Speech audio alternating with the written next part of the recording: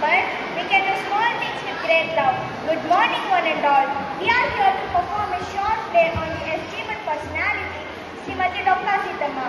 In the quiet town of Mandapeta, nestled in the lush green stretches of East Godavari, Andhra Pradesh, lived a woman whose heart was as vast as the Godavari river itself. Born in 1841, Dokka Sitama was no queen, no ruler, yet her kindness reigned over countless lives. Known fondly as Apara Annapurna, she believed that no one should sleep hungry, and for decades she cooked and served warm meals to travelers, the poor, and the weary with love in every ladder. Let us now take you back in time to witness a few glimpses from the life story of Srimati Dokka Sitama.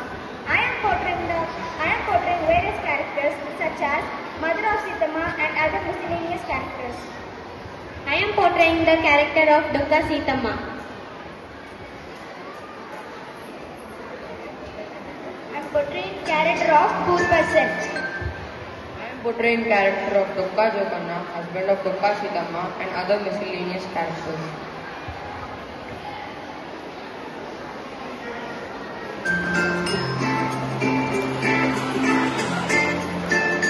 ఏంటి ఇంకా అడుగుతున్నావు? పెళ్లి వాళ్ళకు సమయమైందిరా, తయారవుతూ. ఎవరికమ్మా పెళ్ళి? నీకేనేరా?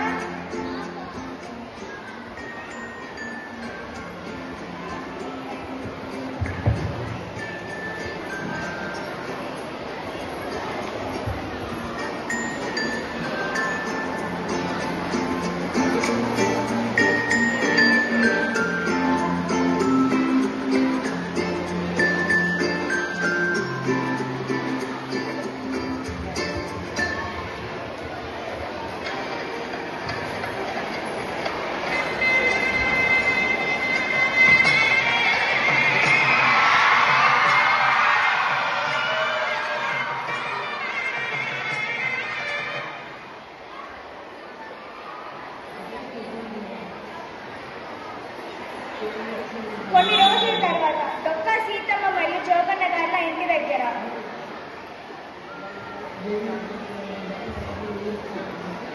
సీత, నీళ్లు పట్రా.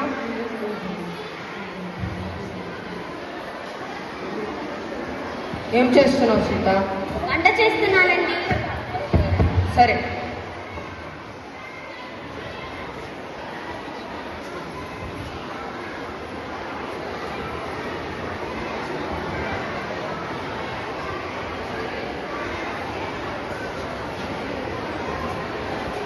రెండు రోజుల నుంచి ఎవరు అడిగినా భోజనం పెట్టట్లేదు. అందరూ చీపోరా అంటారు. ఈ ఇంట్లో అన్న ఉందో లేదో చూద్దాం, పెడతారో లేదో. అమ్మా అమ్మా, వస్తున్నానండి. ఎవరు బాబు? అమ్మ నేను అడుగుతుండేవాళ్ళమ్మా. 2 రోజుల నుంచి ఆకలితో ఉన్నానమ్మా. దయచేసి దానం చేయమ్మా. ఒక నిమిషం బాబు, మా ఆయన అడ్రస్ ఇస్తాను. ఏమండి, చెప్పు సీత. ఆయన ఎవరో వచ్చారండి. ఎవరైనా పొద్దునే వచ్చాడు? పాపం 2 రోజుల నుంచి ఏమీ తినలేదంటండి. మరి మన ఇద్దరే కదా అంట. మన ఇద్దరికి లేకపోయినా పర్లేదండి, ముందు ఆయనకు పెడదాము. నీ ఇష్టం సీత. రా బాబు. వండాలమ్మా, వండాలి.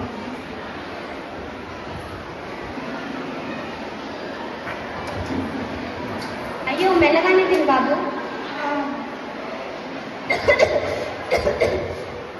అయ్యో, మెల్లగానే తినమన్నాను కదా బాబు. దండాలమ్మా ఇలా మాకు చల్లకుందమ్మా. దండాలమ్మా. జాగ్రత్త బాబు. ఇలా ఉండగా ఒకరోజు గోదావరి నది పొంగి వరదలు వచ్చినందున ఎంతో మంది తమ ఆశ్రయాలను కోల్పోయారు. అటువంటి వారందరికీ సీతమ్మ గారు ఆహారం అందించారు. ఈ విధంగా డొక్కా సీతమ్మ గారు ఎంతో మంది ఆకలి తీరుస్తూ వారిని పోషిస్తూ ఉండినందున ప్రభుత్వం ఆమె దాతృత్వాన్ని గుర్తించి ఎన్నో పురస్కారాలు అందజేసింది. ఒకరోజు అలాంటి ఒక పురస్కారం అందుకోవడానికి వెళ్ళబోతుండగా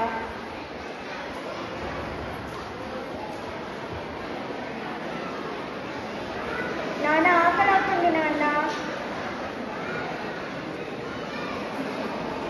కొంచెం దూరమేనమ్మా. సీతమ్మ గారి ఇల్లు వస్తుంది, అక్కడికి వెళ్తే మనకు ఆహారం దొరుకుతుంది. కానీ మనం తక్కువ కులం వాళ్ళం కదా, మనకి అన్నం పెడతారా? ఆమె కులాలు మతాలు అని ఏమి చూడరమ్మా, అందరినీ సమానంగా చూసి అన్నం పెడతారు. అవునా, పద నాన్న వెళ్దాం. ఇప్పుడు నేను పురస్కారం అందుకోవడానికి వెళ్తే వీళ్ళకి భోజనం ఎవరు పెడతారు? పురస్కారం అందుకోకపోయినా పర్లేదు, వీళ్ళకి భోజనం పెడదాం.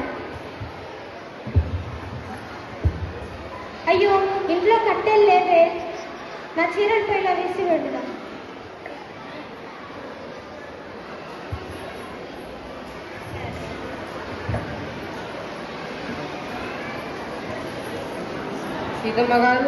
సీతమ్మ గారు వచ్చినట్టున్నారు. వస్తున్నా.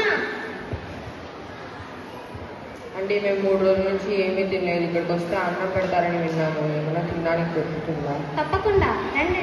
రా పాప, కూర్చో.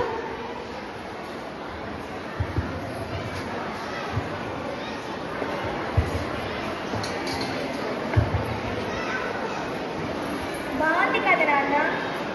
అవునమ్మా, ఈ రోజు దేవుడే మనకు వచ్చి సహాయం చేస్తారు.